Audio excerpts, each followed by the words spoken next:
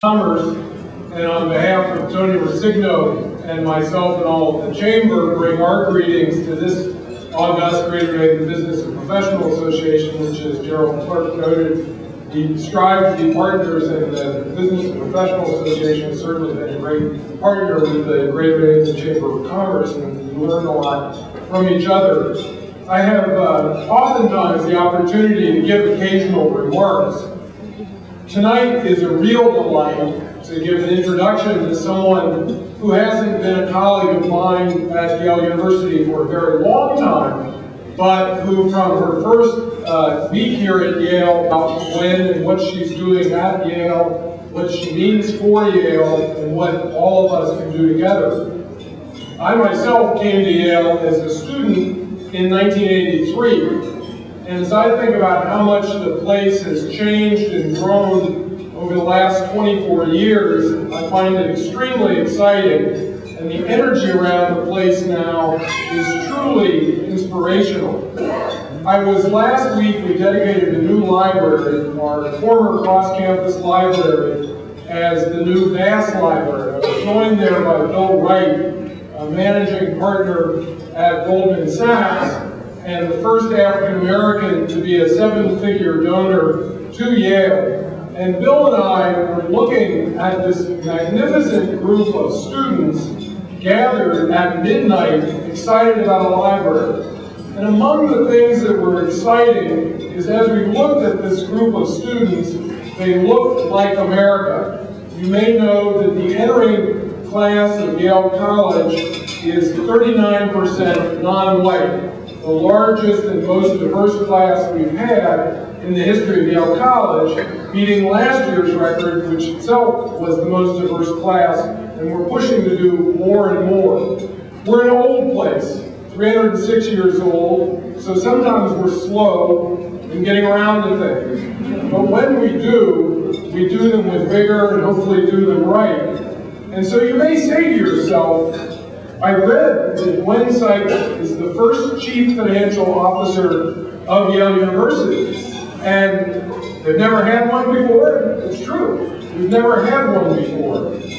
But when the decision was made and a national and even international search was done for the first person to serve as the chief financial officer, I think you'll come to agree that while it took us a while to decide to have a CFO, we made sure to get the best possible person, someone who will push our institution, add to Yale University, and that's Gwen Sykes, who comes to us with extraordinary leadership for our nation and with our nation as the CFO at NASA, and who worked her way across the country, born and raised in Alaska, went to school in Washington, D.C., and now up here in Gnhbpa, Connecticut, doing an extraordinary job in her first months on the job, really putting her organization at the leadership of our institution, and I'm sure has many, many years of leadership, not only at Yale, but here in her new adopted hometown of Gnhbpa. Please join me in welcoming my colleague, my friend, Gwen Sykes.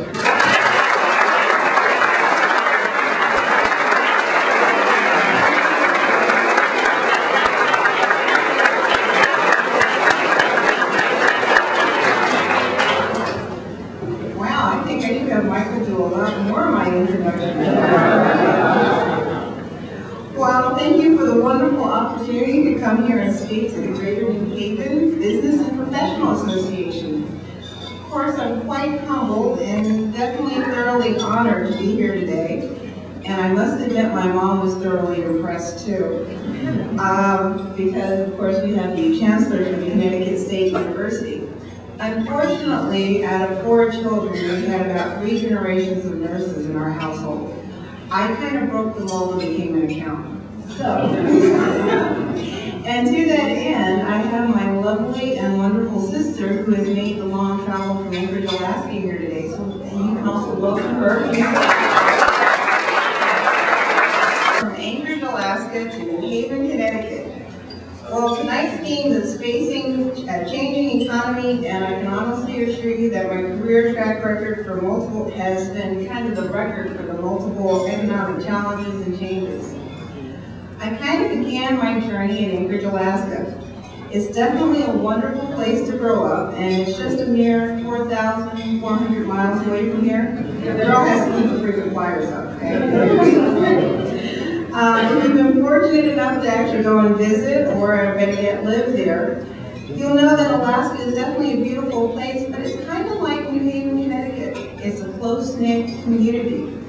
And growing up there, I experienced firsthand the value of strong community ties that I carry with me still today.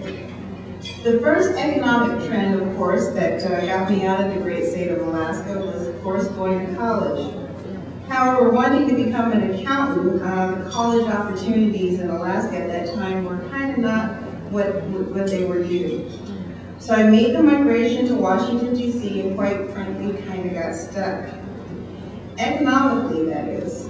College bills, rent, anybody remember those kind of things when you first graduated? So I made the migration and stayed there in Washington, D.C. The politics and the United States government's budget kind of intrigued me. You know, I'm an accountant, kind of like money. So I went to work for what I consider was one of the largest corporations in the United States government. And I did that for 21 years.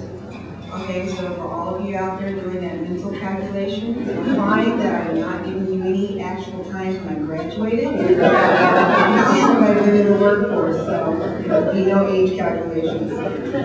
So basically, I attended the Catholic University of America there in Washington, D.C., where I earned my loving degree of accounting. And then I went on to American University and earned a master's in public administration. So I felt that I had a solid mix of skills, money and politics. It was a great combination in order to go about and learn and work for one of the best corporations in the world, the United States government. Our current economic outlook has its challenges. It is often said, if you live long enough, you have the opportunity to see trends that keep repeating themselves. I think we are emerging into a new trend. And as individuals, business owners, and entrepreneurs, we need to stay flexible and responsive to the changing economy and begin to focus and look at the trends that will help inspire and motivate. My journey of being the Chief Financial Officer for the National Aeronautics and Space Administration was a great opportunity to be business-minded in a new and unique way, as well as helping to motivate and inspire at the same time. After being appointed by the President, and of course confirmed by the United States Senate, I had the extreme financial challenge of calculating the cost of the future for space exploration.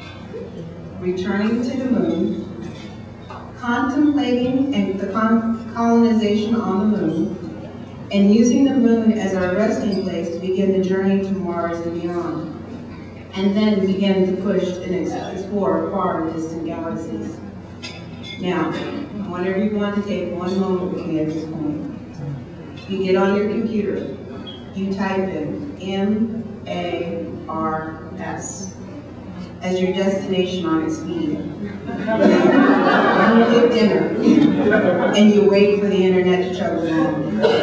And it replies, what do you think the cost of that trip would be?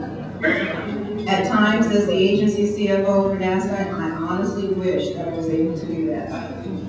But the cost of exploration is definitely significant. Currently, the NASA's budget is $16 billion.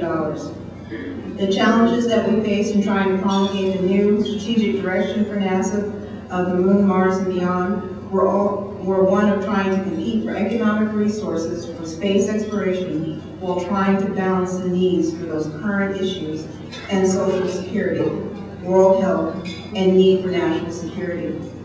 As an organization, we face tough challenges in demonstrating the need for the investment in space exploration was actually an investment in our future. If NASA is to fulfill its vision for space exploration, it would need to tap into the skills and the talents of engineers and scientists, not only today, but for years to come. According to the National Science Foundation's National Science Board, scientific and engineering occupations are expected to continue to grow more rapidly than occupations. Good question. Let's start with the things that I do know. I know that I like the town of Gnhbpa. language a little bit. And I'm surrounded here by talented and extremely motivated and interesting young people who will someday become future leaders.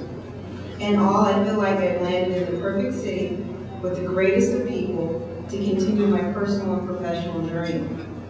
As the CFO of Yale University, I am in charge of all the accounting, procurement, budget preparations functions.